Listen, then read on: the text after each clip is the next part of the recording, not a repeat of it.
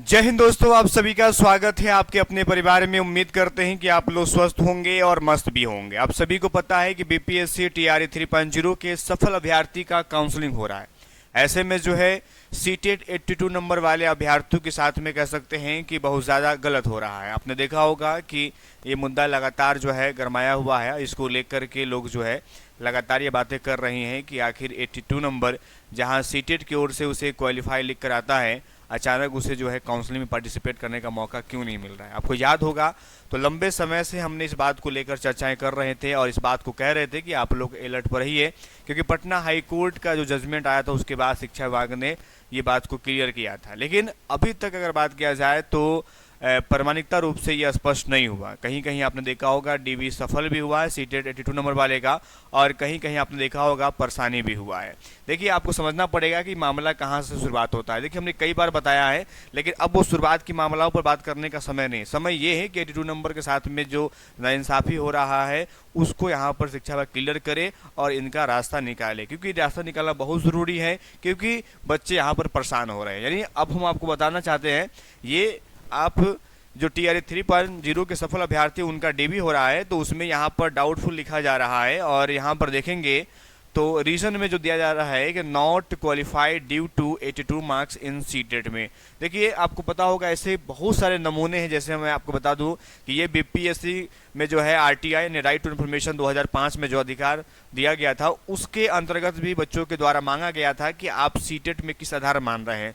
आपको याद होगा 2017 में जो बीटेट हुआ था वही रूल्स अपनाया जा रहा है। जब इस रूल्स के अगर देखा जाए तो यहाँ पर 55% यानी 82 अंक जो है यहाँ पर उत्तीर्ण माना जाता है, और ये मामला ऐसे हर जगह चल रहा था। लेकिन अचानक जो है टीआरई 1 में एक केस आता है, मैंने कई बार उस केस का चर्चा किया है, जहाँ पर अरवल के अभ्यर्थियों को वहाँ के जो डीओ के द्वारा इस बात को कहते हुए रोका जाता है कि आपका नंबर जो है 55% नहीं पूर रहा है, और उनको डीबी में पार्टिसिपेट नहीं करने दिया जाता है।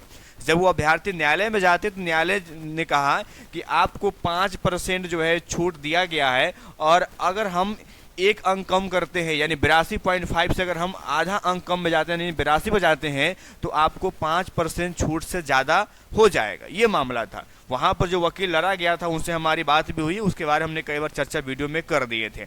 अब सवाल आता है कि इसका हल क्या होगा। देखिए, आपको पता होगा कि वेस्ट बंगाल में ऐसा मामला था, और सीटेट का ऐसा रूल्स है आप लोग को पता होगा, जहाँ पर पॉइंट में आना पॉसिबल ही नहीं है तो उनको राउंड ऑफ फिगर मान करके जो है वो 82 नंबर पर जो है क्वालिफाई किया गया था, और ये जो है बंगाल यानी वेस्ट बंगाल के जो कोर्ट है उन्होंने स्पष्ट किया था। तो इस आधार पर जो है अभ्यर्थियों को घबराने की बात नहीं है। ध्यान रखिएगा, अब यहाँ पर आपको अलर्ट रहना है, क्योंकि न्यायालय ही आपको कर सकता है, और ये आपको सर्वोच्च न्यायालय यानी सुप्रीम कोर्ट में आपको जाना होगा। ध्यान रखिएगा, तब जाकर के होगा। पटना हाई कोर्ट के जजमेंट को आप कह सकते हैं कि उसको चैलेंज करना पड़ेगा, क्योंकि पटना न्यायालय का जजमेंट हमने बता दिया है, उस बेस पर जो है यहाँ पर कहा गया है।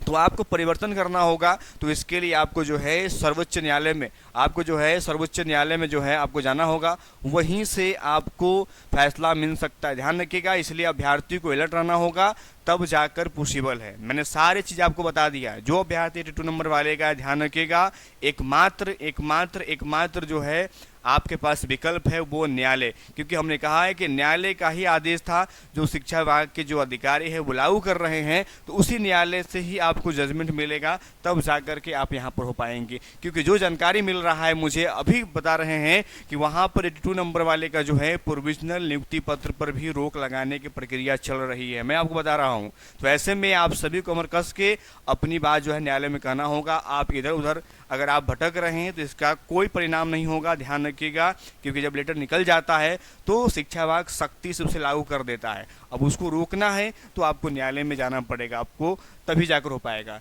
लेकिन हाँ, ये है कि 100% सीटें 82 नंबर वाले सेफ हो जाएंगे, इसमें कोई दुराई नहीं है। लेकिन अगर थोड़ा सा भी गलती करेंगे, यही गलती याद रखिएगा, अच्छे वकील का ना होना, मैं बार बार कह रहा हूँ।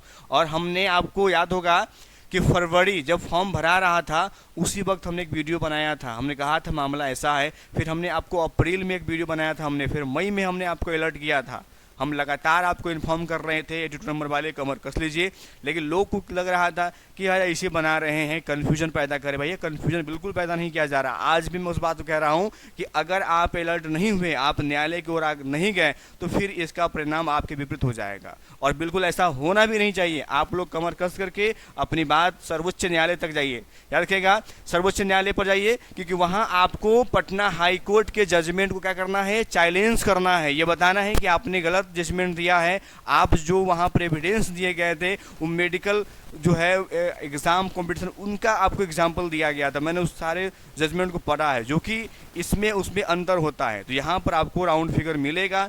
ऑलरेडी 82 पर कार्यरत हैं, तो आपके फायदे के लिए होगा और 100% आपकी जीत होने वाली है, बशर्ते कि आपको अलर्ट रहना पड़ेगा, ध्यान रखिएगा। बाकी और कुछ नहीं है, हिम्मत बिल्कुल भी नहीं और पैनिक होने की बिल्कुल भी आवश्यकता नहीं है। आपके फेवर में ही रहने वाला है। बस एकजुटता जरूर बना कर रखिएगा। जो भी आप लोग ग्रुप बनाए होंगे, ध्यान रखिएगा वहाँ पर आपको एक्टिव रहने की ज़रूरत है, क्योंकि बहुत सारे ऐसे अभ्यर्थी हैं जो TRA 3 में सेलेक्ट है, जो TRA 4 में भी आने वाले हैं, तो उनके लिए भी ये बेहतर होने वाला है। जब ये क्लियर हो जाएगा 82 ये कंफर्म हो जाएगा न्यायालय द्वारा, तो फिर इस पर लफड़ा ही खत्म हो जाएगा। ठीक है, बाकी हम आपसे मिलेंगे रात्रि 8 बजे लाइव, वहाँ पर हम आपसे बात करेंगे, वहाँ पर आपकी प्रतिक्रिया लेंगे। तब तक इतना ही। जय हिंद, जय भारत।